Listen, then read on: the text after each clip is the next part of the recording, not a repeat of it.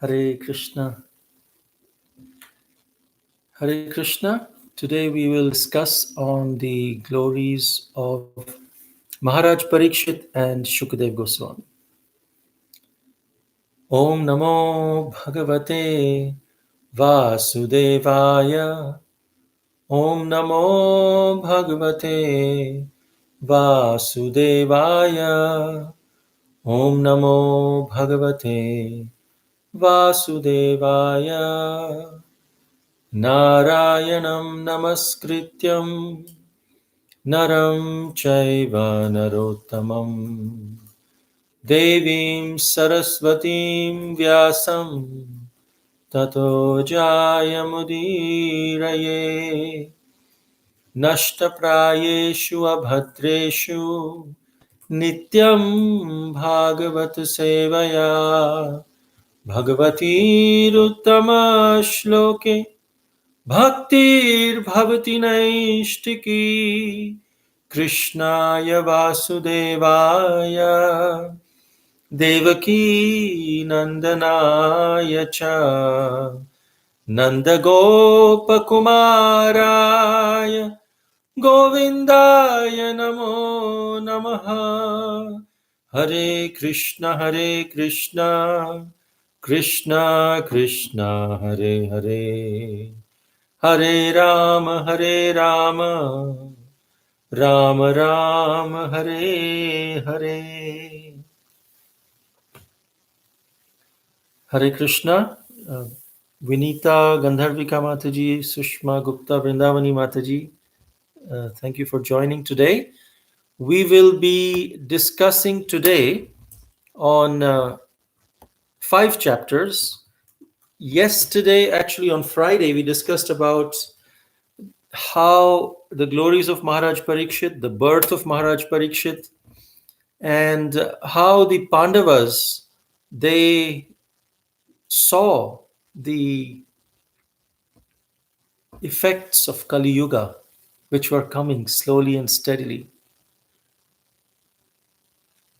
And Yudhishthir Maharaj was waiting for Arjuna to come back from Dwarka. It had been a long time that Maharaj Parikshit, that Yudhishthir Maharaj has been waiting. Arjuna had gone. And so now we start from that place. The Pandavas, how they retired. The name of the chapter is Pandavas Retired Timely. Then we see how Maharaj Parikshit was made the king and how Kali entered and Maharaj Parikshit had a face-to-face encounter with Kali Yuga.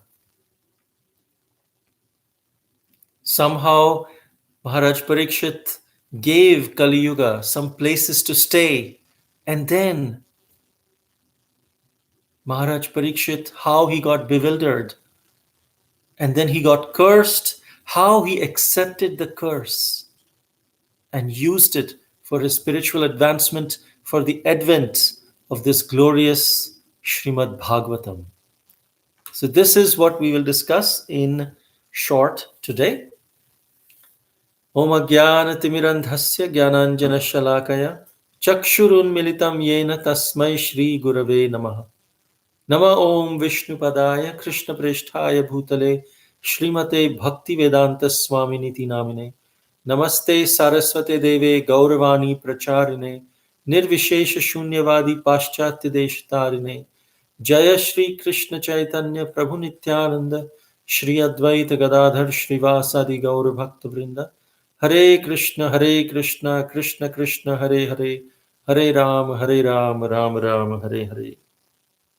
We are really not qualified to speak on Srimad Bhagavatam, but as it is explained by Sutta Goswami in the 19th chapter, that just as much as a bird can fly into the sky, to that extent, we will try our best to glorify the Supreme Personality of Godhead, even though we are not qualified.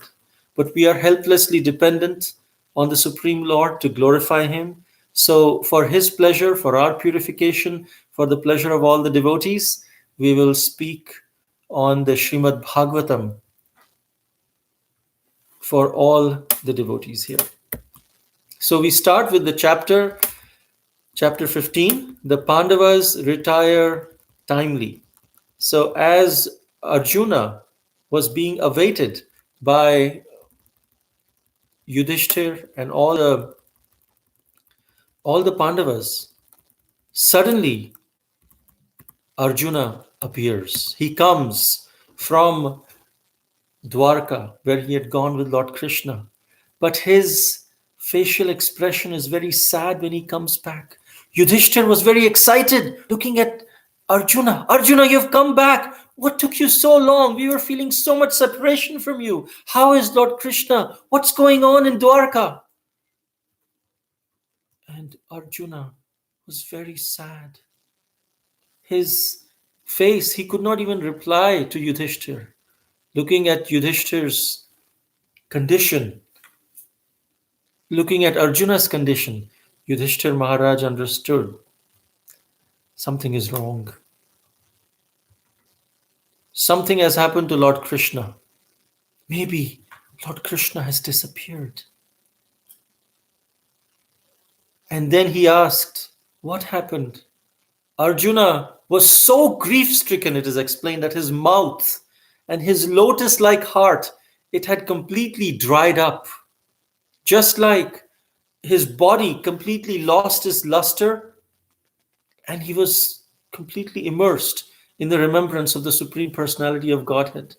Just like in Bhagavad Gita, when Krishna was present personally, Arjuna says, my whole body is trembling, and my heart, my hair is standing on end. My bow, the Gandiva, is slipping from my hand, and my skin is burning.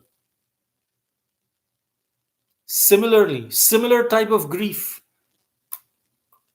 Arjuna is encountering. Now, if we compare the situation, Arjuna is encountering the grief in Bhagavad Gita because he was in material anxiety. That's why his mouth was drying. But here, his mouth is drying in grief, but out of spiritual anxiety, in separation from Lord Krishna. The symptoms are similar, but the emotion is very, very different.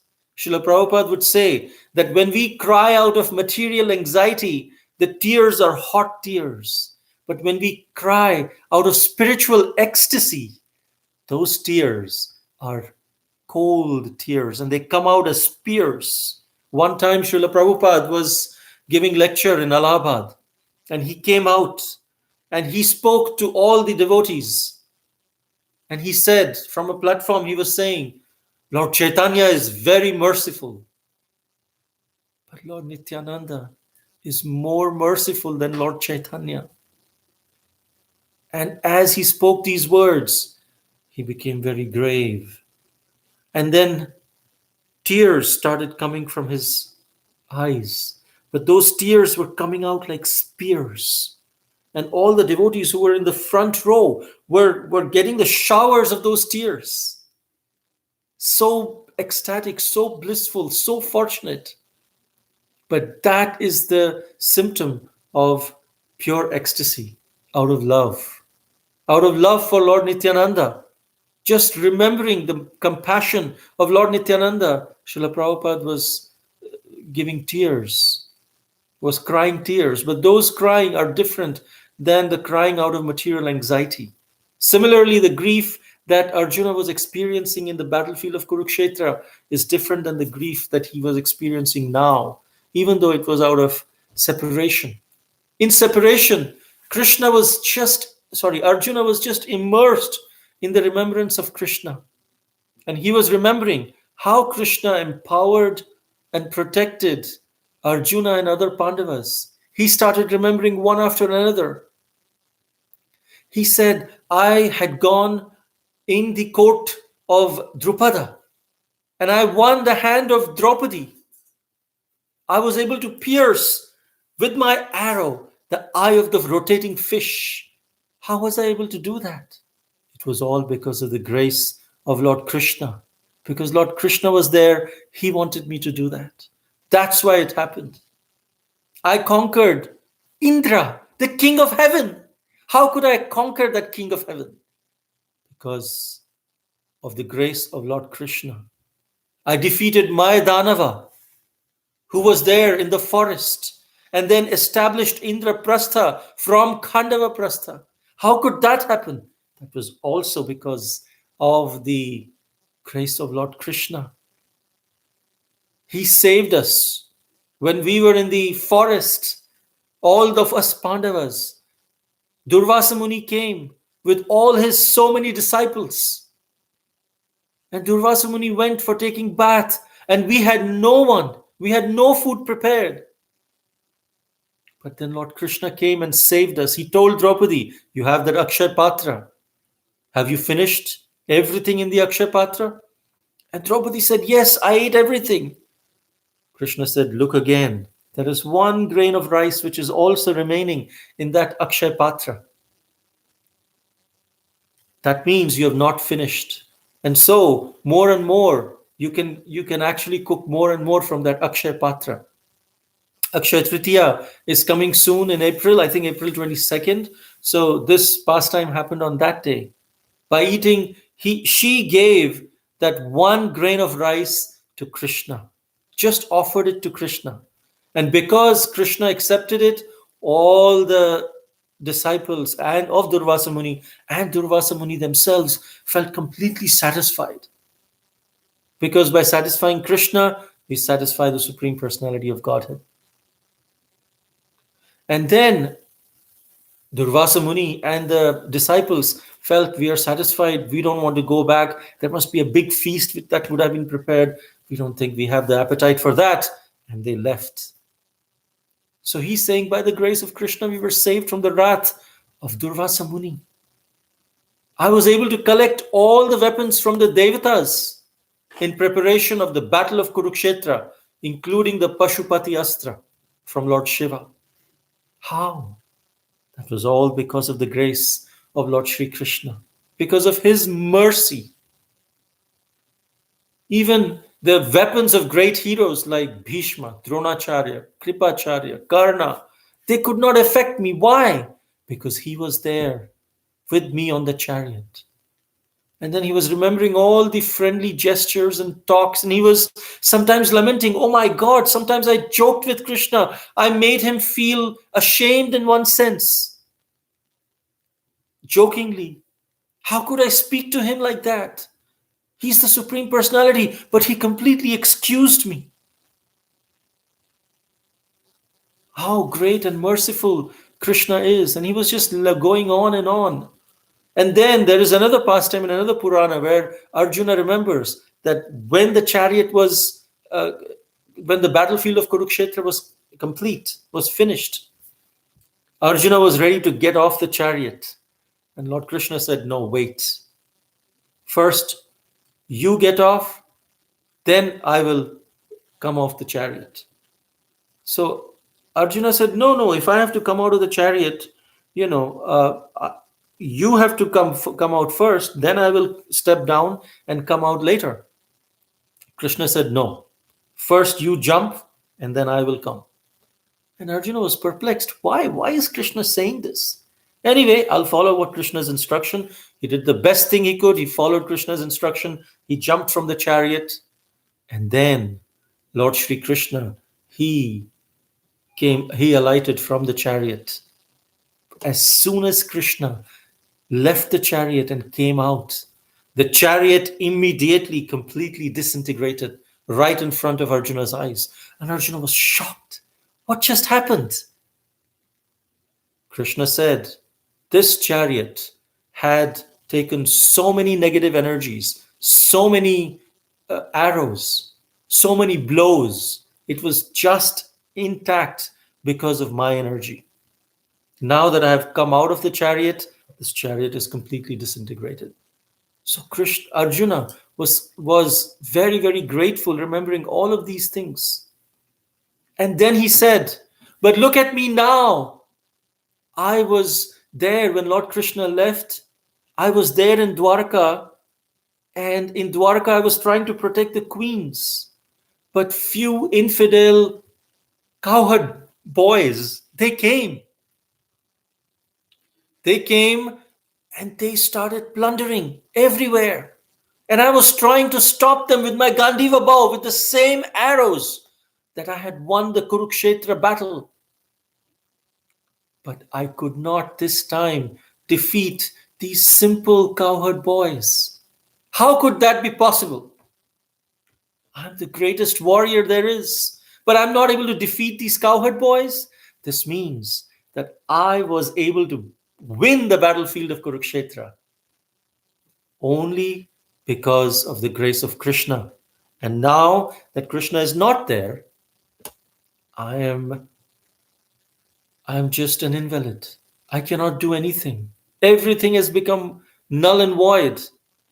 Without Krishna's presence, without Krishna's mercy, it's like offering ghee on the ashes. If we offer ghee to the ashes, there's no fire. Or it's like sowing seeds on a barren land. There is no vegetation which will grow up. So hearing all this, Yudhishthir was hearing all of this, and he got the point. Krishna has left, he's disappeared. And then Arjuna relates the news of Yadu dynasty, the destruction of Yadu dynasty. And he remembers Krishna's instructions from Bhagavad Gita. And then Yudhishthir and Kunti say, the symptoms of Kali Yuga have come. Lord Krishna has disappeared. There is no reason for us to be here. And so Yudhishthir and Kunti decide to go back to Godhead. And then he said, Kali has entered this world. So Yudhishthir Maharaj, he enthroned Maharaj Parikshit as the king. Maharaj Parikshit was the son of Abhimanyu and Uttara. And he was the most qualified. He was protected by Lord Krishna himself. So Kunti and Yudhishthir left. The Pandavas also followed Yudhishthir. And here it says that one should detach ourselves at the time of death. We should prepare for the time of death. But who knows when death is going to come? Therefore, we must always be prepared. We must train our mind every moment as if this is the last moment. It is said, 2 things to remember, 2 things to forget. 2 things to forget. First, anything bad that anyone has done to us. We should forget that. If we want to advance in spiritual life, these 2 things to forget, 2 things to remember must be performed. Then our progress will be rapid. Otherwise, we'll keep facing challenges, life after life after life, unless we come to this stage. 2 things to forget, 2 things to remember. The first thing, we must forget anything bad that anyone has done to us. Second thing to forget anything good that we have done to others. We tend to become very, very proud of something good that we have done to others. And if someone does anything bad, we say, oh, I did so much to this person, and look how this person reacted to me. I deserve much more respect. Just because I gave this person some water to drink, now he should be indebted to me for life. This is our expectation. But a person who is spiritually advanced, who wants to advance spiritually, he does not have such expectations. So forget anything good that we have done to others. Once we have done these 2 things to forget, we can then do 2 things to remember. What are the 2 things to remember? First thing to remember is that this could be my last moment. I could die the next moment. We should always be mindful of that fact. We should remember this always. And therefore, second thing to remember, therefore, always chant the holy names of the Lord, remember the holy names of the Lord, remember the pastimes of the Lord, just like we are doing today in Srimad Bhagavatam, and chant the holy names. Hare Krishna, Krishna Krishna, Hare Hare, Hare Rama, Rama Rama, Hare Hare. Two things to forget, two things to remember. Two things to forget: anything bad that someone has done to us. Second thing to forget: anything good that we have done to others. First thing to remember, that this could be our last moment. And second thing to remember, that the pastimes and the chanting of the holy names of Krishna. So we should train our mind, because if we don't train, then at the time of death, it's very difficult to immediately focus our mind. So therefore, Yudhishthir Maharaj left everything and he enthroned Maharaj Parikshit. He went to the Himalayas, and the Pandavas followed him, went to the Himalayas. And it is said in Srimad Bhagavatam that they went back home, back to Godhead, because of their remembrance of the Supreme Personality of Godhead at the time of death. After some time, Vidura, in the previous discussion, we had said Vidura had instructed Dhritarashtra on how to leave the body. And after Dhritarashtra and Gandhari left the body, Vidura came back to Hastinapur. But now when Pandavas left, Vidura also left. And he went to Prabhas Kshetra, the same place from where Lord Krishna had disappeared.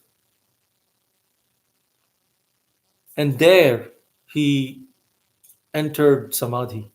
It is said, after that, Vidura went back to Pitriloka, because Vidura is an incarnation of Yamaraj.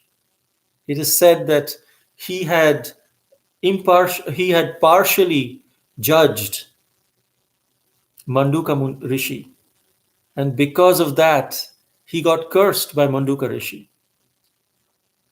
that you will be born as Shudra.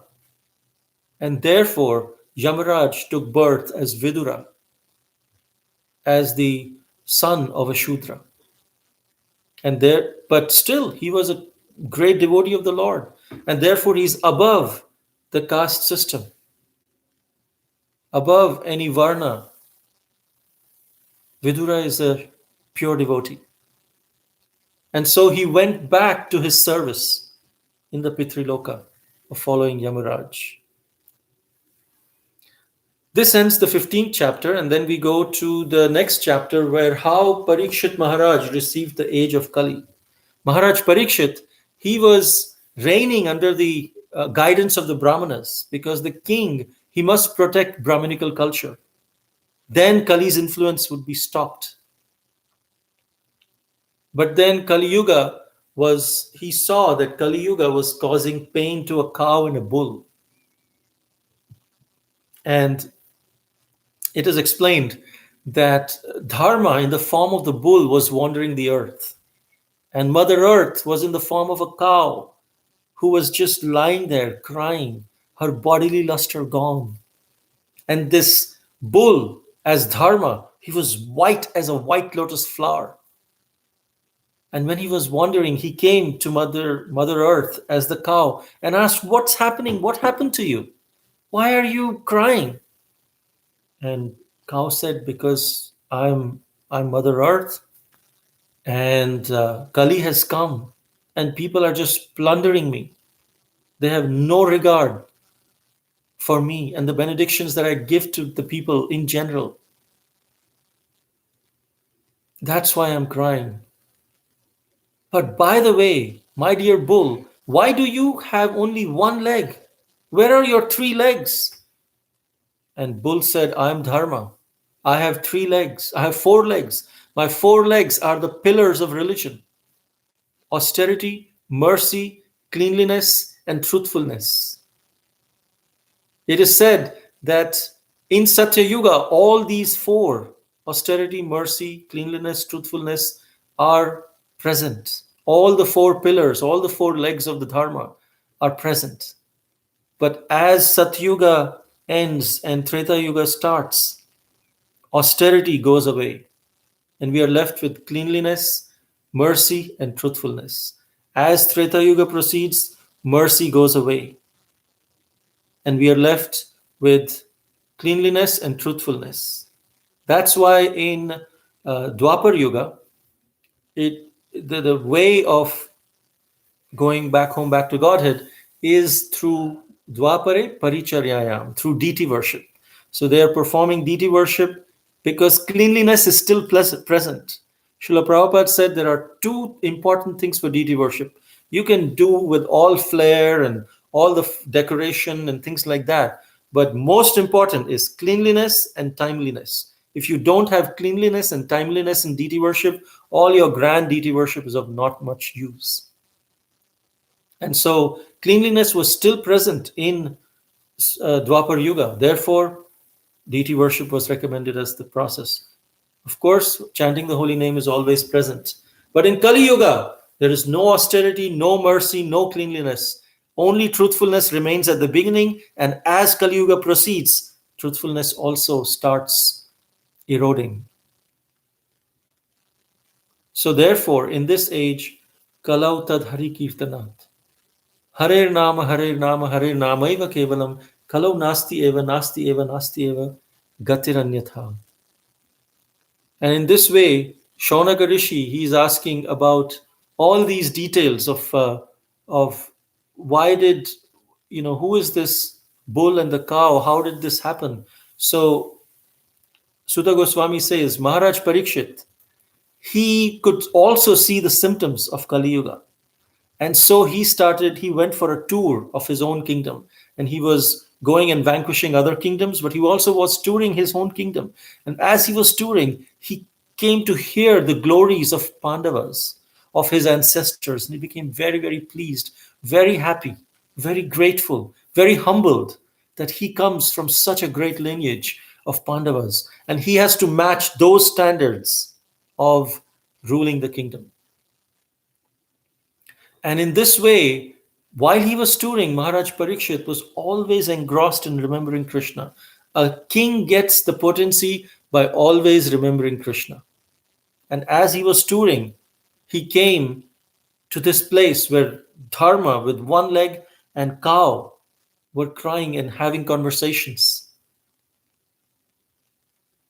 And there he saw, there is Kali Yuga, all dressed in very, very opulent clothes. And he's coming and he is hitting the bull, hitting the dharma, which is a very heinous crime.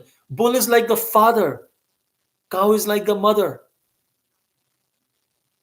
I remember a joke regarding this. One time, one boy was actually writing a paper. And in the question paper, he said, you have to write an essay on the cow. And so this is in Hindi. This boy wrote, "Gaay hamari mata hai, humko kuch nahi aata hai," which means that cow is our mother and I don't know anything. But this rhymes in Hindi. So when it came to the examiner looked at it and he said, "Oh, wow, this is nice rhyme. Gaay hamari mata hai, humko kuch nahi aata hai." So he wrote in back, in the question paper, in the answer paper, he wrote, "Bail hamara baap hai, number dena paap hai," which means you will not get any number. So even in these jokes, we understand that cow is the mother and bull is our father. And this is what the treatment which was given to the bull. And the bull, it is described in Srimad Bhagavatam, the bull was crying, was roaring, and he was urinating in fear. Imagine the situation of dharma that Kali has put in. When Maharaj Parikshit saw that, he was completely angry. He took his bow and arrow and he shouted at Kali. Kali became so fearful with Maharaj Parikshit's shout. And he said, "You cannot do this in my kingdom. I will vanquish you right now." And hearing this, Kali Yuga became very fearful. And he begged forgiveness from Maharaj Parikshit. He understood the glories of Maharaj Parikshit. And he said, Maharaj Parikshit, he told, please give me some place where I can take shelter. I have taken shelter of you. I'm in your kingdom. Give me some place to give shelter. So this is a very important verse. Sutta uvacha abhyartithastada tasmai sthanani kalaye dadau dyutam panam striya shuna yatra dharmas chaturvidha. This is the place from where our four regulative principles come. Sutta Goswami said, Maharaj Parikshit, thus being petitioned by the personality of Kali, gave him permission to reside in places where gambling, drinking, prostitution, and animal slaughter were performed. Dyutam Panam Striya Shuna. These are the four regulative principles that we are asked to follow. No meat eating, no gambling, no intoxication, no illicit sex. It comes from this verse because Maharaj Parikshit allowed Kali Yuga to stay there, to enter there. Therefore, we must avoid. Otherwise, Kali Yuga overpowers us and makes us the instruments of Kali, even in the garb of a devotee, even as much devotional we may be. If we break these regulative principles, this is what happens. And then he said, Kali said, but okay, that's good. You gave me these four places, but you know what? In your kingdom, these four activities do not happen because everyone is so religious, everyone is so satisfied. They do not want to go into these, to enjoy these things. People enjoy breaking these four regulative principles because they want to fill the void in the heart. They are so miserable. They want to just engross themselves into something of a dream world. They want to just engross themselves and forget the miseries by intoxicating, by illicit sex, meat eating, gambling. They feel that they are finding some kind of a carnal pleasure which can make them stop thinking about their misery for some time. They just want to immerse themselves. And immersion is the key to get away from miseries. The devotees, we also want to immerse, but we want to immerse in the glories of the Lord, in chanting the holy names. The real void in the heart will be fulfilled not by immersing ourselves in illusion, but immersing ourselves in the reality.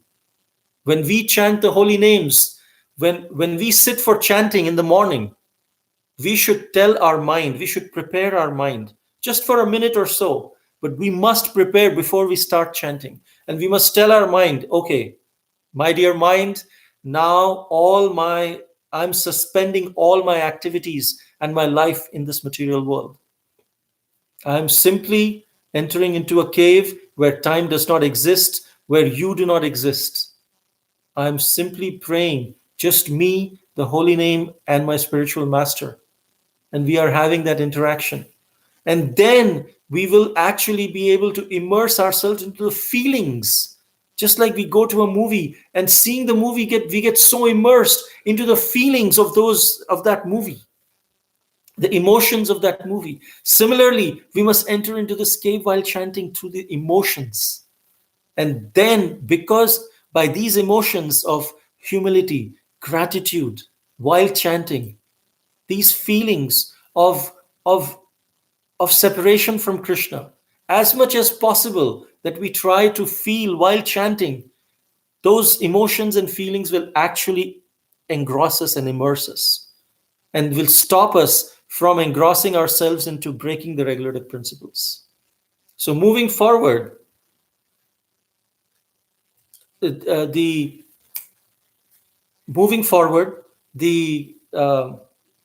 Kali said, my dear Maharaj Parikshit, in your kingdom, there are no such places where these regulative principles are broken. So where will I find shelter? And so Maharaj Parikshit said, you have a point. You will find shelter in gold. I give you shelter in gold. Wherever there is hoarding of gold, wherever there is greed for gold, you will be present there. And Srila Prabhupada, he explains in the purport that Maharaj Parikshit gave Kali shelter in gold, but it doesn't mean that wherever there is gold, there is Kali. It means, he says, that good money, bad money replaces good money. So gold is gold, but the way it is used is whether it's bad money, gold money. And Srila Prabhupada explains about the standard of gold for current currency. The currency notes is not actually appropriate because they are sometimes inflated. They don't represent the actual value of gold. And now gold is not even the standard. They've made something else as the standard, the dollar as the standard. But so there is so much inflation. This is all artificial economy that's going on. And that, Srila Prabhupada said, is greed for gold. That is Kali. Srila Prabhupada actually recommends, if we have exchange of gold coins, actual gold coins, and not representative of gold coins in the form of currency notes, there will be no need for a corruption department. There will be no need. There will be no corruption. So Srila Prabhupada is actually saying we should exchange gold, which means Kali is not in gold. It's in the greed for gold, is in the misrepresentation of gold. And then after that, everyone was satisfied. The cow and the bull were saved. Kali got their shelter. One day, Maharaj Parikshit was gone hunting, and while hunting, he became very, very tired, and he was exhausted. He was very thirsty. And there he came to the hermitage of Shamik Rishi. He saw Shamik Rishi was sitting in meditation. And he was completely absorbed in meditation. He was unaware of the external existence. He had removed himself from the senses. And at that time, Maharaj Parikshit entered. And as a king, he expects that as soon as they see the king, because the king is representing the Supreme Personality of Godhead, not for his benefit, but for the respect of the Supreme Personality of Godhead, that the king is respected, given respect, sweet words, some water, some rest. But because Shamika Rishi was so much engrossed, he didn't really realize that Maharaj Parikshit, the king, had come. And Maharaj Parikshit, it is explained, because he was so tired and he was so thirsty, by the will of the Lord, he got angry. Generally, Maharaj Parikshit has such self-control and such devotional quality that he can never get angry or envious of a Brahmana or a guru. But here he was. He became angry by the will of the Lord. He took a dead snake and he put on Shamik Rishi's shoulders. And then he left. When he went back, he regretted. What did I do? Why did I do that? Maybe I was so tired. That's why I probably did that. But this was not correct. On the other side, the news went to Rishi Shringa, who was the son of Shamik Rishi, who was a young boy playing in the water. And when he heard this news that his father has been insulted like this by Maharaj Parikshit, he took the water and he cursed Maharaj Parikshit that on the 7th day, a snake bird called Takshak will come and bite you and kill you.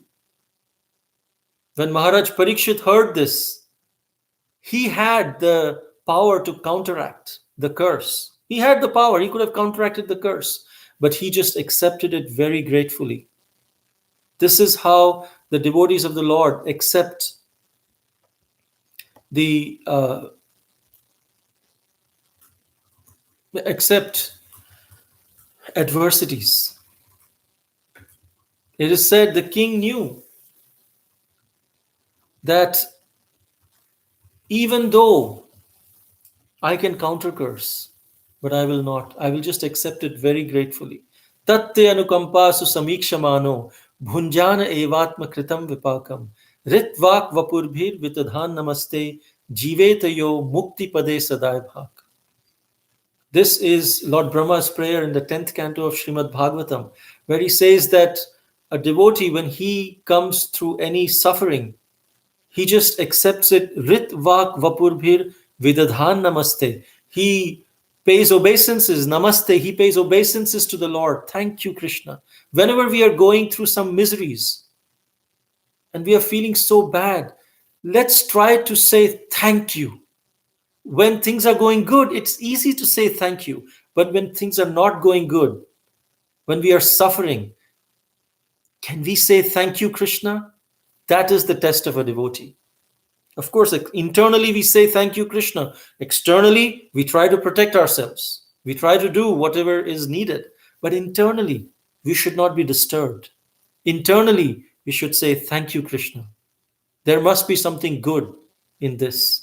And this is what Maharaj Parikshit accepted it. He in fact said, let this Takshak bird come and bite me right now, so that the order that I disobeyed of the Supreme Personality by insulting a Brahmana, by insulting a sage, I know the reaction is supposed to be very bad. Let me get the reaction right now so that my attitude will be rectified. The devotee takes it. He does a mistake. Even if a devotee does a mistake, it was a valid mistake. But he says, let me get the reaction now. He does not try to justify. He just accepts it very gratefully. And those who are grateful are great. Krishna is seeing how we are reacting to this situation. Are we reacting gratefully, or are we complaining and saying it's this person's fault and that person's fault? Externally, we have to fight. If someone's house is on fire, externally, that a devotee, as that person, has to do something to get rid of fire. But internally, he's grateful. Internally, he's not disturbed. So this is how Maharaj Parikshit left everything, and he gave to his son Janmajaya, and he went to the forest, in the banks of Ganges, and he sat there.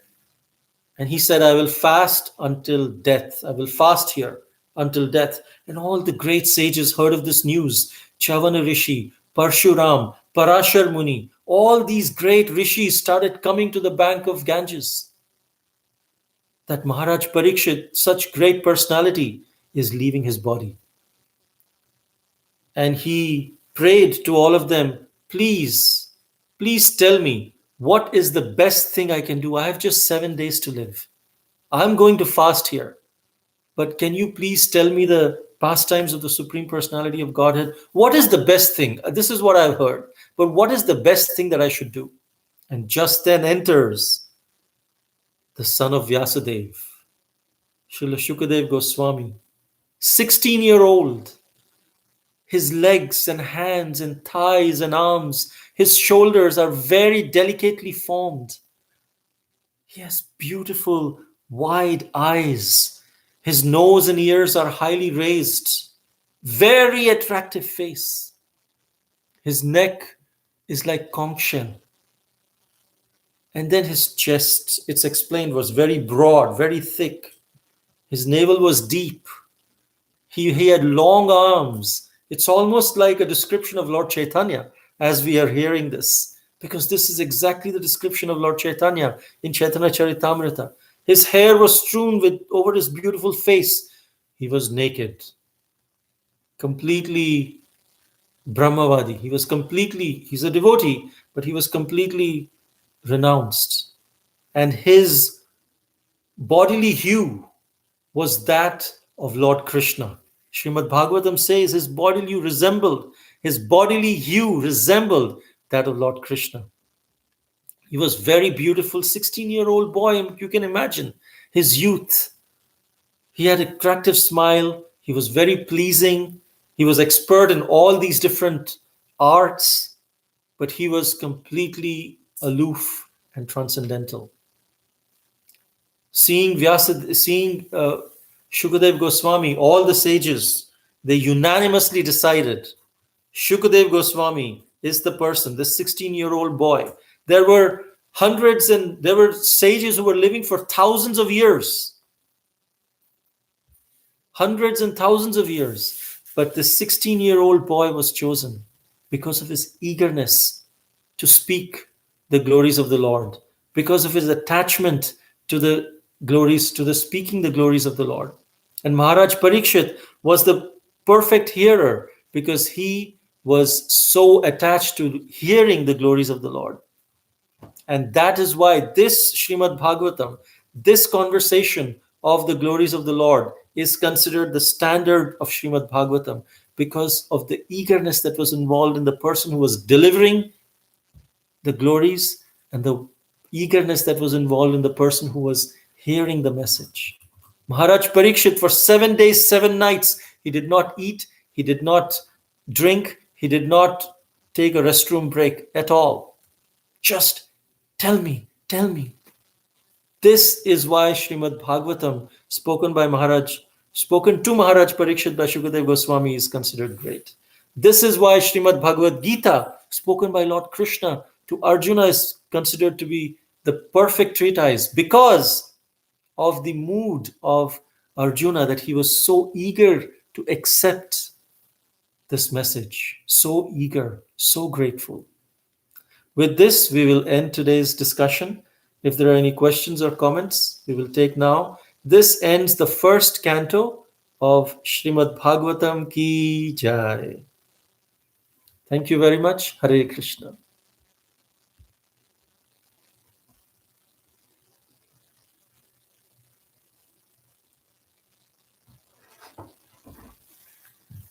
Are there any questions today? Okay, there is a question on Facebook. By Priyanka Gupta. Is Vidurji again take birth during Mahaprabhu's time? No, I don't think he, in my understanding, no. He was Yamaraj, and I don't think Yamaraj came in Mahaprabhu's pastime, in my understanding. If anyone else knows, then we can understand.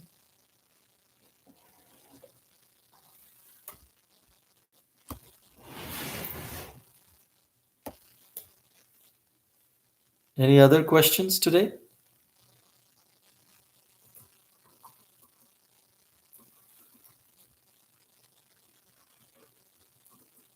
We see that there is Janeshwar Gauranga Prabhu, Sudesh Prabhu, Kamal Gopika Mataji, Varsana Chitra Mataji, Naga Jyoti, welcome. Keshavi Mataji, welcome. Ankita Sinha, Vrindavani Mataji, welcome. All right, there is no question, Prabhuji. It was crystal clear explanation. Thank you so much for showering your blessings. Naga Jyoti Mataji, thank you. Okay, there is a question from Ashesh Gauranga Prabhu. How could such a realized soul as Maharaj Parikshit go for hunting? I know he is a Kshatriya and play his role, but it does not match his level of purity. Yeah, that's a very important question. I mean, this is a similar question as how could Yudhishthir Maharaj engage in gambling? But kings, as Kshatriyas, they have to be very tough because they kill human beings. And in order to kill a human, we have to at least be able to kill an animal and have that kind of a courage. And so this propensity that comes out because of that is used for protection. This can be misused for exploitation of animals, but it is actually, if this propensity for kshatriyas is used for protection of the kingdom, just like he was so, because he was able to do do all these things, he was very, very hard against Kali Yuga. He could be very hard against Kali Yuga. So this is the understanding of the explanation of Maharaj Parikshit going for hunting. Thank you, Prabhu, for this question. There is another question by Meena Kanimozi Mataji. Hare Krishna, what is the name of Parikshit Maharaj's son? His name is Maharaj Janame Jaya. Janama Jaya.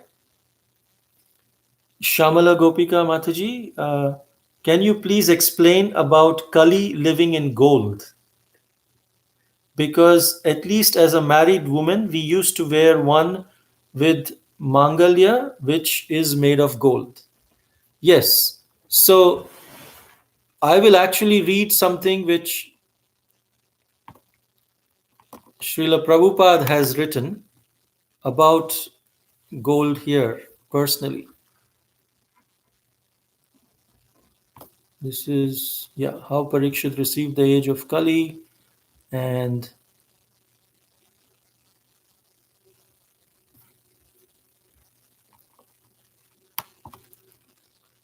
chapter 17 has some more thing.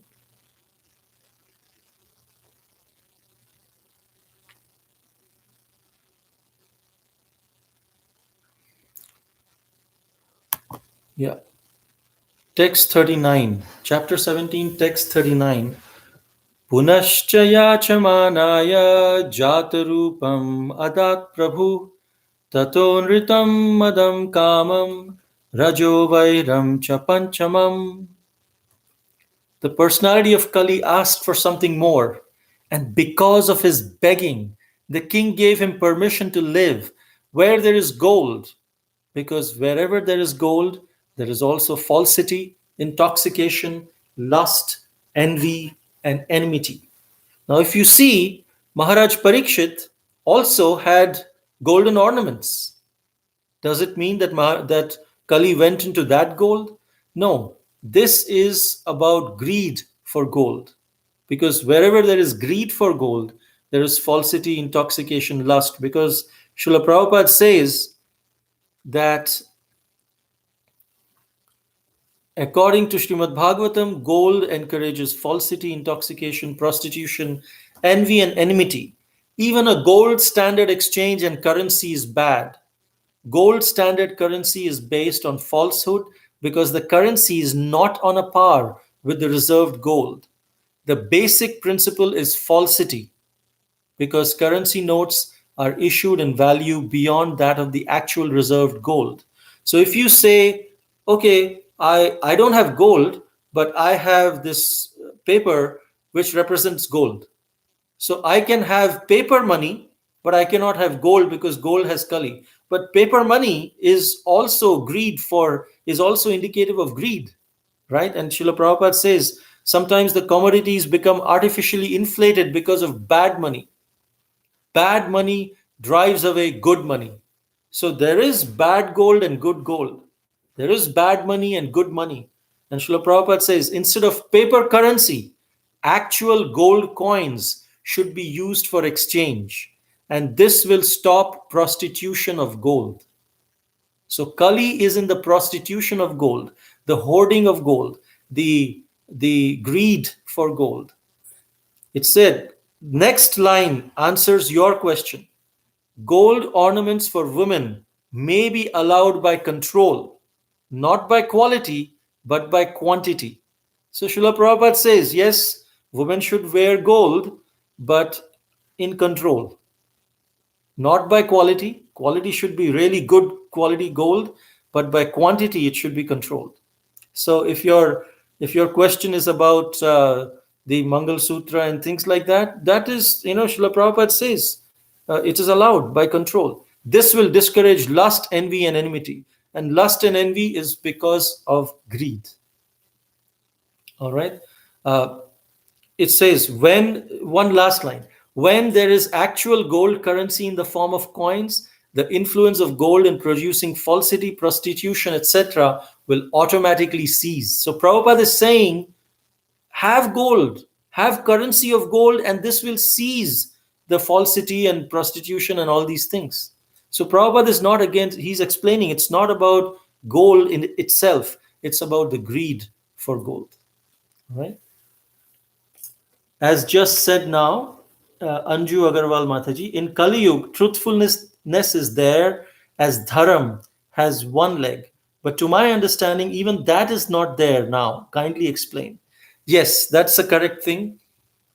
Truthfulness was the only thing that was there in the beginning of Kali Yuga. Austerity, remember, we are talking about the beginning of Kali Yuga here. It's not even 30 years into Kali Yuga that Krishna has left, because after 30 years of Krishna leaving, Srimad Bhagavatam was spoken by Sukadeva Goswami to Maharaj Parikshit. So when the bull was seen with one leg, it is almost at the beginning of Kali Yuga, where there is no austerity, no mercy, no cleanliness, but there is truthfulness to begin with. As Kali Yuga progresses, the truthfulness starts reducing more and more and more. If you see here, 100 years ago, 500 years ago, there was more truthfulness than today. And 500 years from now, it'll be worse truthfulness than today. And then at the end of Kali Yuga, there'll be no truthfulness left. And therefore, Kalki will come and he will not preach, because, everyone is just, there's no truthfulness. He'll just come and kill and deliver them in that way. So, yes, truthfulness is there in the beginning, but it continues to deteriorate as Kali Yuga progresses. We are 5,000 years into Kali Yuga. We have 427,000 years more remaining to go. So you can imagine the proportion, how much more truthfulness is going to erode and deteriorate. All right. I hope that answers your question. Divya Mataji, Divyangi Mataji. Hare Krishna Prabhuji, can you please share the details of the incident when Arjuna defeated Indra? Okay. Well, I'll have to get back to you on this, on the exact details. I know that Arjuna had defeated Indra. He got a particular weapon from him, but I'm not aware of all the details. But I'll keep this in mind in the next session. I'll answer this question. All right. Thank you for this question. Any other questions or comments?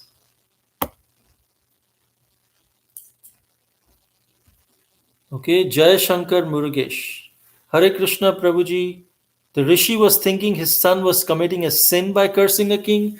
Yes, Shamik Rishi was very much disappointed that his son, why did his son curse the king? This king, Maharaj Parikshit, is so great. And he is, because of his prowess, Kali is at bay. If Maharaj Parikshit leaves the kingdom, everything will be lost. There'll be nothing remaining. There'll be no piety remaining in this kingdom.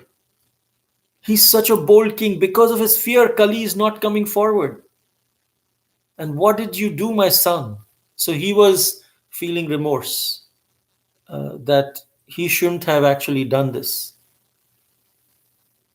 Yes, thank you for putting this. I did not mention it in my discussion, but that's true. At this point, Rishi Shringi cursed, Maharaj Parikshit accepted, but Shamik Rishi was not happy that his son cursed such a great king. The Shamik Rishi didn't even think anything about the snake, because when his son Rishi Shringi came to Shamik Rishi, saw the snake, he started crying because he had already cursed, but he came and he actually saw it, he started crying. And hearing his cry, Shamik Rishi came out of his trance And he saw what's going on. He saw a snake, and he removed the snake. And he said, what happened?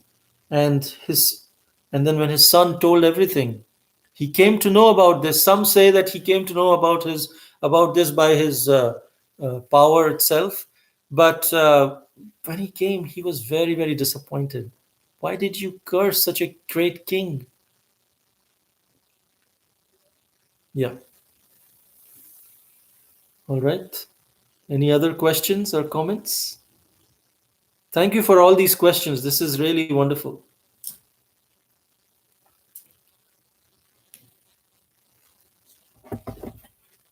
Okay, if there are no more questions, we can end here.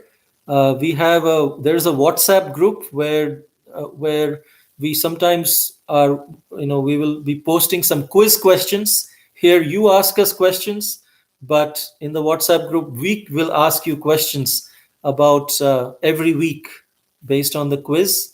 So please try to join this WhatsApp group. The link to the WhatsApp group will be given in the description, and we can go from there and have a wonderful association online here. Thank you very much. Hare Krishna.